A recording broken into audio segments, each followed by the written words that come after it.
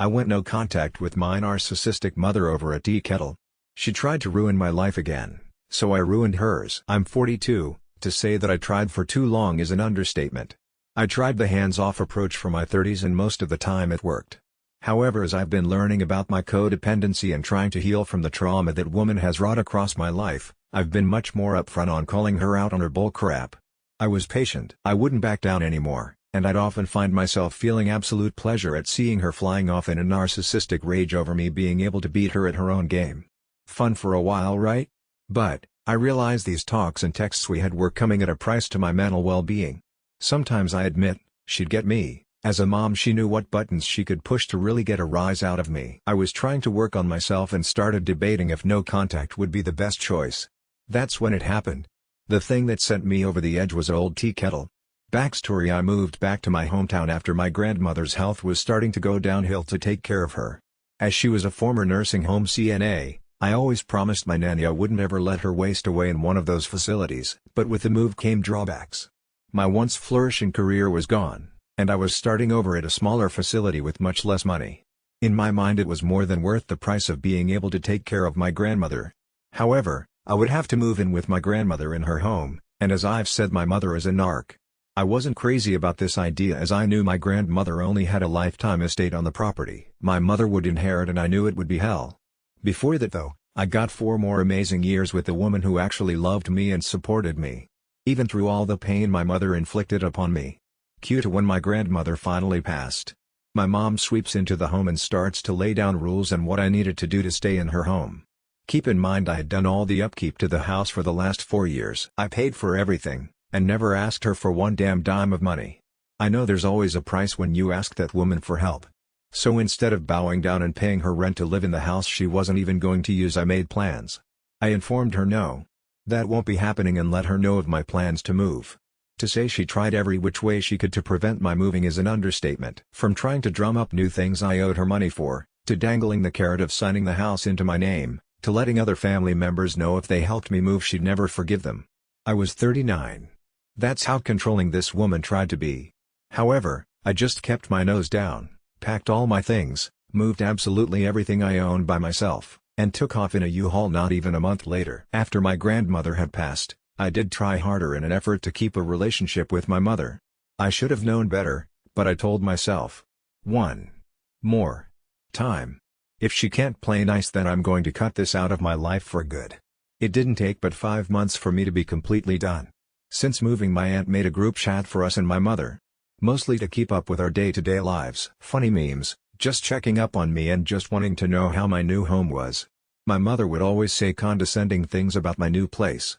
But I would let it slide and remind her that I would have been more than happy to live in her home had she not tried to pull what she pulled. That only made her say that I was ungrateful for her not having charged me rent for the years that I lived there taking care of her mother and working full-time.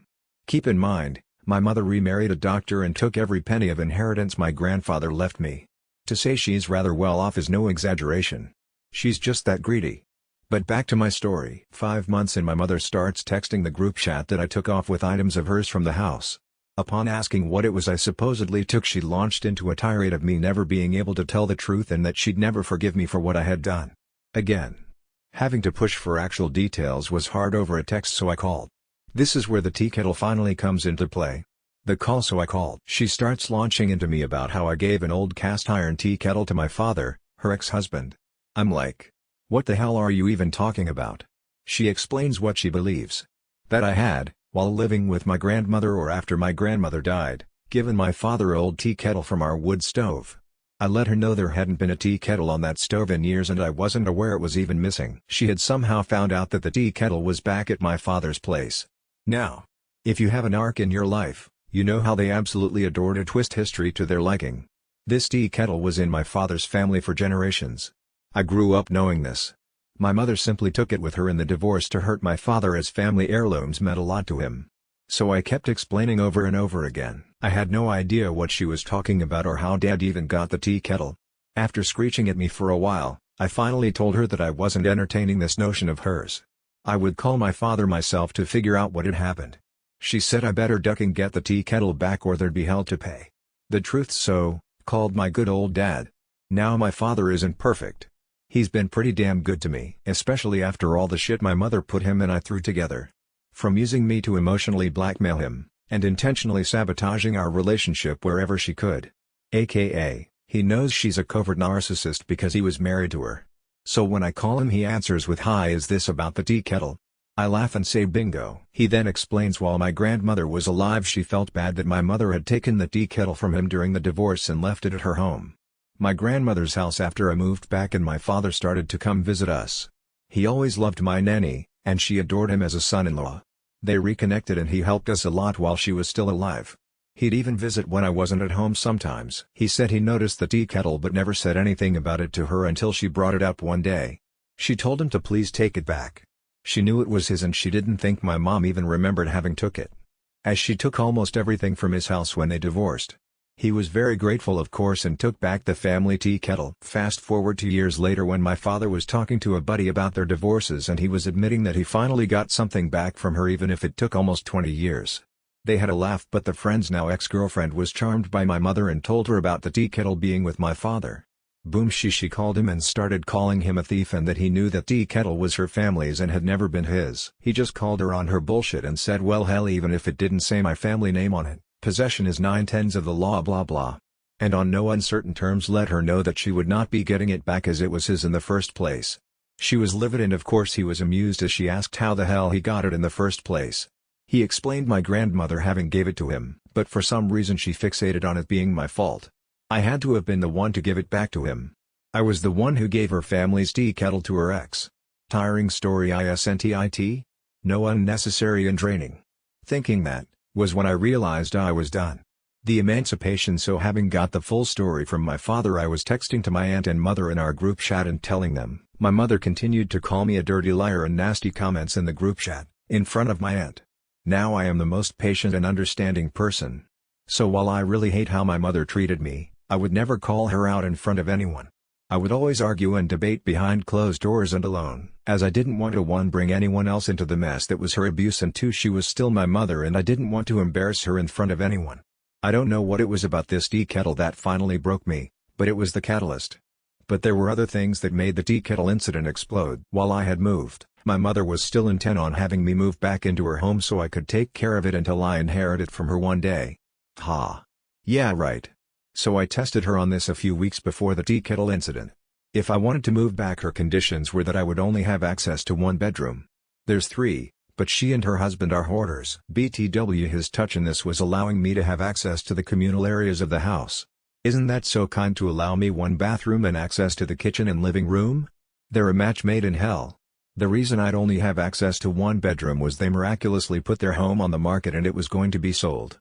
They were going to move from a 3-story mansion to a 3-bedroom cabin, so that's the reason she couldn't put the house in my name right away. It'd have to wait until they bought a new house. They would live in the cabin with me while the new home was being built, and their old home sold. It's beyond insane, but this is how her mind works. I then told her no thanks. I'm very happy spending way more money being in a thriving city and having my own home with 3 bedrooms. However, it struck me. My mother likes to lie a lot. So much so that over the course of years I was doing the hands-off approach. I would record what she'd say and replay it to myself to remind me that I wasn't insane. Because as I'm sure many of you know, gaslighting is a hell of a drug. This house lie was another provable story.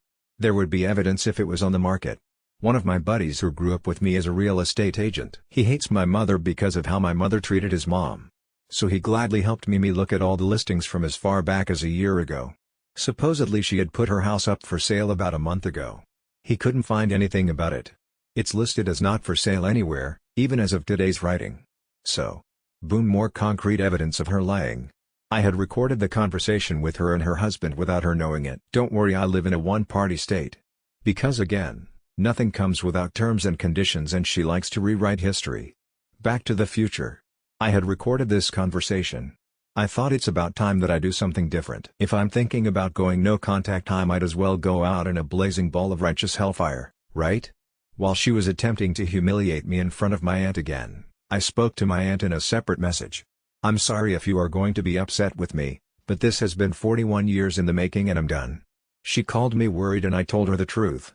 Finally I let someone else hear the lies she told me. And in the group text I posted the real estate listings and how their home was not listed for sale anywhere. My mother started to go into panic mode and was telling more lies about how it's not up yet because it was so new. I let her know that was a lie too, as it had been quite some time since she said she listed it. My aunt gasped seeing her floundering for an explanation in the chat. I explained and she let me know. No matter what, she'd still love me, and understood how after years of abuse I had finally had enough. The fallout, so as a narc usually does, she went on her rampage and started to blacken my name to everyone in our family and in our hometown. Not a big deal, I don't really like my hometown. The few people I keep up with are lifelong pals. They know the private monster my mother can be, versus the public persona most people get, but for years it had been building. I had a lot of proof. However, I was trying to allow her to behave and back off. I had not answered her since the night I posted those listings to my aunt's group chat. But I was getting nasty messages from the flying monkeys about what a terrible daughter I am. I finally texted and let her know unless she backed down and stopped this campaign against me, I was going to do something to her for how she's poisoning my name and reputation. I knew from reading about narcissists that this was coming, so I prepared. When she didn't stop, and a preacher I had never spoken to contacted me via Facebook to attempt to shame me into talking to her, I saw red. I did it. I went full scorched earth. I made a huge group chat with all of my contacts in my phone, all our family, some of her friends, some of her ex-friends, her husband's family, his kids, many people in our community, the preacher who decided I was a horrible daughter, many who believed her lies. Most of these people had turned their backs on me anyways, so I didn't feel too bad when I sent them all the nasty things she had said about them to me in texts, voicemails, and the phone recordings I had. I didn't realize how much I had saved. All just to keep my own sanity with her gaslighting me. And I sent it all. At the end of it, with a story about the house being for sale, and the latest life vest she had concocted shown, my father, who was also in the group chat, took a picture of the kettle. He asked in the chat, "Was this really worth it?" Many of these people had also wronged him and the community due to the lies my mother spread about him after their divorce. He and I then left the group chat. The conclusion, suffice to say, that ruffled many feathers of people. Many of them were upset at how my mother had spoken about them. A lot of them blamed me for being a horrible daughter, and some have apologized to me. I don't care about them. I care about the damage I finally inflicted on the woman who hurt me over and over again with no conscience. I landed a blow to the weakest part of herself. Her public persona, her ego took that hit, and now she can truly be the victim she's always claimed to be. All of this could have been avoided if she didn't lose her goddamn mind over an old rusty tea kettle that's worth nothing. Nothing but sentimental value, and not even to her. That tea kettle was just a conquest to her. A token of victory over her ex-husband. I went no contact that day. I have also cut off many of the relationships from the people in that chat, even if they apologized. It's not that I don't forgive them, I just don't miss them. Maybe I'm a horrible person for doing what I did, but I can't lie and say it didn't feel good to finally show people what she's really like. I spent so much of my life trying to be the good daughter, that when I finally broke, I broke hard. I hope you don't judge me too harshly for my actions, but if I had to over again, I'd pick the same every time. TLDR, mother tried to blame me for giving a tea kettle back to my dad she had stolen. When she kept calling me a liar, I showed years of evidence of her trash talking and lying about our family and friends to them in a group conference. Went no contact and haven't spoken to her since. Much thanks to you Chetoro and you Sasha739 for the suggestion of posting in this subreddit. I appreciate y'all's kind words and encouragement. Edit: thanks for making me aware of the run-on sentence. I admit I wrote this in a very emotional state and didn't edit clearly. I hope it's clearer to read now, even if it's a book. Update 1: I had some people asking for a picture of the kettle, so here you go. Tea kettle from hell. Update 2: I have learned it's been about a month since I posted this that my mother contacted my father and tried to play the "I miss our daughter" card. He informed her that I want nothing to do with her. And yes, before asked, he did have her blocked. She called from a friend's phone. She keeps blaming my wanting nothing to do with her with me being brainwashed by him and my support group.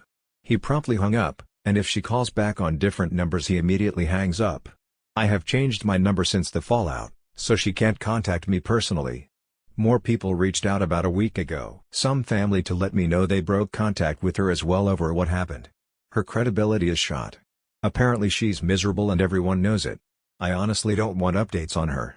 I steer conversations away when she's involved or mentioned. This is going to be my last update. I really do appreciate all the thought-provoking and encouraging comments. They made me laugh, some made me cry, but all words were appreciated. That and exposing her at the end to everyone made reading this post worth it.